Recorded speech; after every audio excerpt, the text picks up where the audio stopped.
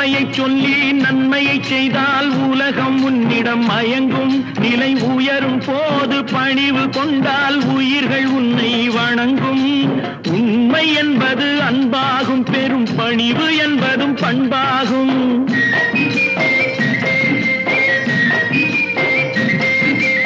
உண்மை என்பது அன்பாகும், பெரும் பணிவு என்பது பண்பாகும். இந்த 4 கட்டளை அறிந்த மனதில் எல்லா நன்மையும் உண்டாகும், எல்லா நன்மையும் உண்டாகும்.